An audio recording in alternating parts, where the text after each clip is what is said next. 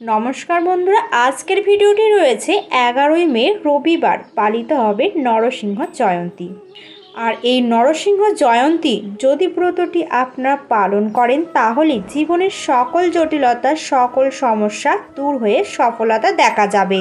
যদি আপনাদের পরিবারে অশান্তি লেগেই থাকে বা জীবনে যদি শান্তি না আসে তাহলে অবশ্যই আপনারা 11ই মে রবিবার এই দিনে নরসিংহ জয়ন্তী ব্রতটি পালন করুন এবং পূজা অর্চনা করে নৃসিংহদেবের আশীর্বাদে সমস্ত বাধা বিপত্তি কাটিয়ে জীবনকে আরও বেশি সুন্দর এবং সহজ করে তোলা যাবে।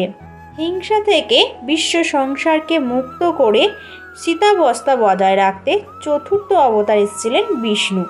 এই চতুর্দশীতে সূর্যাস্তের সময় তিনি আবির্ভূত হয়েছিলেন, সেই কারণে এই সময়ে বিশেষভাবে পূজা অর্চনা করা হয়, যার ফলে অধর্মকে দূরে রেখে পথ চলা সম্ভব হয়ে ওঠে। অন্য কারোর ক্ষতি না করাই হলো নরসিংহ জয়ন্তীর মূল উদ্দেশ্য। শ্রী বিষ্ণুর চতুর্থম অবতার অর্থাৎ অন্যতম অবতার হলেন নরসিংহ। হিন্দু পঞ্চাঙ্গ অনুসারে বৈশাখ মাসে শুক্লপক্ষের চতুর্দশী তিথিতে পালন করা হয় নরসিংহ জয়ন্তী। এই বছর অর্থাৎ 2025-এ নরসিংহ ব্রতটি পালিত করতে হবে 11ই মে রবিবার। যে সকল কৃষ্ণ ভক্তরা বা যে সকল বিষ্ণু ভক্তরা এই নরসিংহ অবতারে পূজা অর্চনা করবেন তারা অবশ্যই এই ব্রতটি ভক্তি ও শ্রদ্ধা দিয়ে পালন করবার চেষ্টা করবেন। 11ই মে রবিবার সূর্যোদয়ের আগে আপনাকে ঘুম থেকে ওঠার চেষ্টা করতে হবে। যদি পারেন অবশ্যই এই দিন স্নান সেরে হলুদ বস্ত্র পরিধান করবেন। নরসিংহ জয়ন্তীর দিন লক্ষ্মী পুজো এবং নরসিংহ মূর্তির পূজা অর্চনা করা উচিত।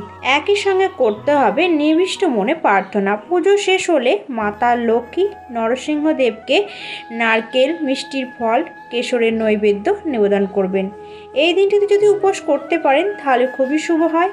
এই সময় নরসিংহ জয়ন্তীতে শুরু হয়, পরের দিন সকাল সূর্য ওঠা অবধি চলে।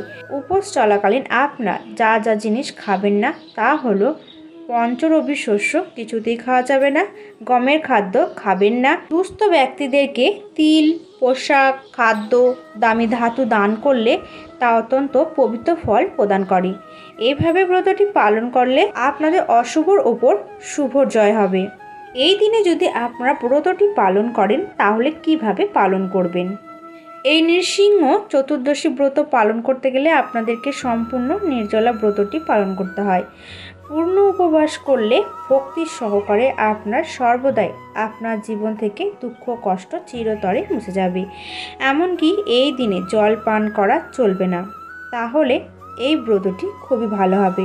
আর মনে রাখবেন এই দিনে কোনো ধরনের পঞ্চরবি শস্য অর্থাৎ ভুট্টা, গম, চাল, শস্য দিয়ে যে কোনো তৈরি খাবার এই দিনে খাওয়া যেতে পারে না। এই দিনে আপনারা নৃসিংহের ব্রত কথাটি অবশ্যই পাঠ করবেন। এই দিন হলুদ, ফুল, মিষ্টান্ন এ সমস্ত কিছু বিষ্ণুদেবকে নিবেদন করতে একদমই ভুলবেন না। এই শুভ দিনে কোনো ধরনের মাছ, মাংস, ডিম, রাজসিক, তামসিক অর্থাৎ রসুন, পেঁয়াজ গ্রহণ করা চলবে না। নিরামিষ আহার গ্রহণ করবেন, কোনো রকম আমিষ খাওয়া চলবে না। এই দিন বিষ্ণুর চতুর্থ অবতার নৃসিংহদেবের আবির্ভাব হয়েছিল, তাই অবশ্যই দিনটি অত্যন্ত শুভ। তাই এই দিনে কোনো খারাপ কাজ করা যাবে না। নৃসিংহদেব বলেন, আমার ব্রত দিন জেনেও যে ব্যক্তি লঙ্ঘন করবে চন্দ্র সূর্য যতদিন থাকবে ততদিন নরক যন্ত্রণা ভোগ করতে হবে। যদিও আমরা ভক্তের এই ব্রত করেও থাকি তবুও প্রত্যেকের এই ব্রতের অধিকার আছে। তাই বন্ধুরা, এই নৃসিংহ ব্রতটি আপনার যারা পালন করছেন তারা অবশ্যই নির্জলা উপবাস রাখবেন এবং যারা এই ব্রত পালন করছেন না তারা যেন অবশ্যই এই দিন নিরামিষ আহার গ্রহণ করবেন। তো বন্ধুরা, আজকের পর্বটি এখানেই শেষ করছি। আশা করি আজকের পর্বটি থেকে আপনারা অনেকে উপকৃত হবেন। ভিডিওটি দেখে ভালো লাগলে অবশ্যই একটি লাইক করবেন এবং চ্যানেলটিকে সাবস্ক্রাইব করে নোটিফিকেশন বেল আইকনটি অন করে রাখবেন এরকম আরও নতুন নতুন ভিডিও দেখার জন্য। আর কমেন্ট বক্সে অবশ্যই লিখতে ভুলবেন না, জয় নৃসিংহদেবের জয়।